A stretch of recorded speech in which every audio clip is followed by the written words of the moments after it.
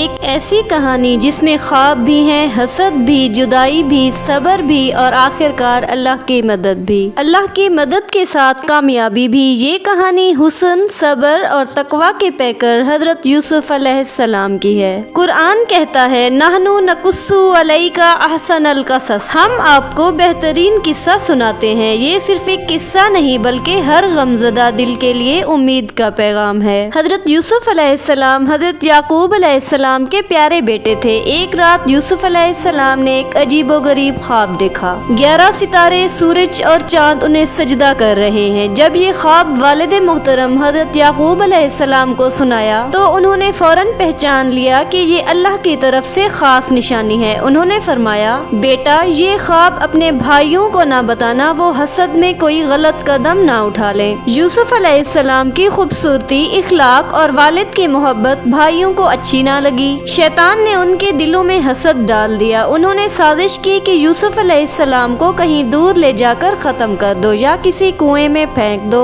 آخرکار وہ یوسف علیہ السلام کو جنگل لے گئے اور اندھے کنویں میں ڈال دیا۔ قمیض پر جھوٹا خون لگا کر والد کے پاس آ گئے۔ حضرت یعقوب علیہ السلام نے کہا تمہاری بات سچی نہیں، میں صبر کروں گا۔ ادھر تنہائی، اندھیرا، خوف، مگر یوسف علیہ السلام کا دل اللہ پر بھروسے سے بھرا ہوا تھا۔ اللہ نے کنویں میں ہی وحی نازل فرمائی۔ کچھ ہی دیر بعد قافلہ آیا، یوسف علیہ السلام کو کنویں سے نکالا گیا اور مصر لے جایا گیا۔ یوسف علیہ السلام کو مصر کے عزیز نے خرید لیا۔ انہوں نے کہا اس لڑکے کو عزت سے رکھنا، شاید یہ ہمیں فائدہ دے۔ یوسف علیہ السلام محل میں پلے بڑھے، علم، حکمت اور حسن میں بے مثال ہو گئے۔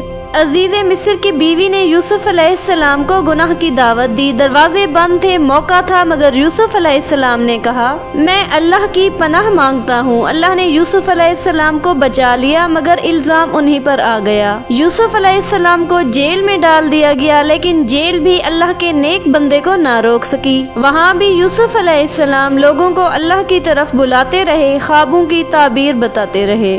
مصر کے بادشاہ نے خواب دیکھا، 7 موٹی گائیں، 7 دبلی گائیں، کوئی تعبیر نہ بتا سکا۔ تب یوسف علیہ السلام کو یاد کیا گیا۔ یوسف علیہ السلام نے خواب کی تعبیر بتائی اور 7 حکمت عملی بھی دی۔ بادشاہ یہ سب سن کر حیران رہ گیا۔ یوسف علیہ السلام کو قید سے نکالا گیا، مگر انہوں نے پہلے اپنی بے گناہی ثابت کروائی۔ آخرکار بادشاہ نے کہا آج تم ہمارے پاس باعزت اور قابل اعتماد ہو۔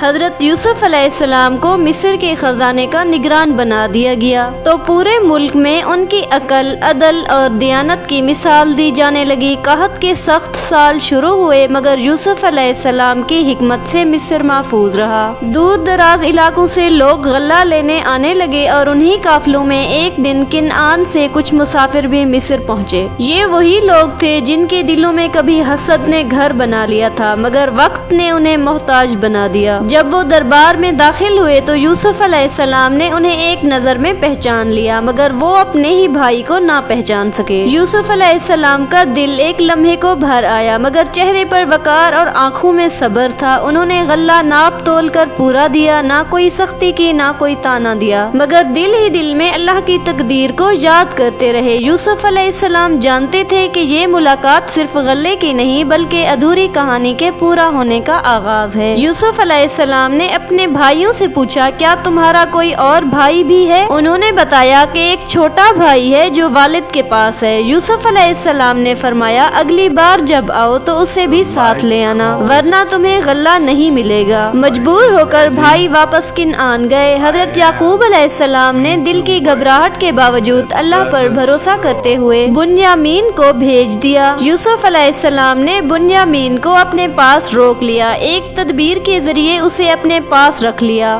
تاکہ سچ اور صبر کا امتحان مکمل ہو۔ بھائی پریشان ہو گئے، ان کے دلوں میں ندامت جاگنے لگی۔ بھائیوں نے یوسف علیہ السلام کے سامنے گڑ گڑا کر کہا ہم کمزور ہیں، ہمارے والد بہت بوڑھے ہیں، ہمیں خالی ہاتھ نہ لوٹائیں۔ یوسف علیہ السلام نے ان کے چہروں پر ماضی کی شرمندگی اور ٹوٹا ہوا غرور دیکھ لیا۔ یہ وہ لمحہ تھا جہاں حسد مر چکا تھا۔ یوسف علیہ السلام اب مزید ضبط نہ کر سکے، کمرہ خالی کروایا، آنسو آنکھوں سے بہنے لگے۔ انہوں نے فرمایا میں یوسف ہوں، یہ میرا بھائی ہے۔ بھائیوں کے قدم لڑکھڑا گئے، آنکھیں جھک گئیں، دل کانپ اٹھے۔ بھائیوں نے کہا اللہ کی قسم ہم خطا کار تھے۔ یوسف علیہ السلام نے فرمایا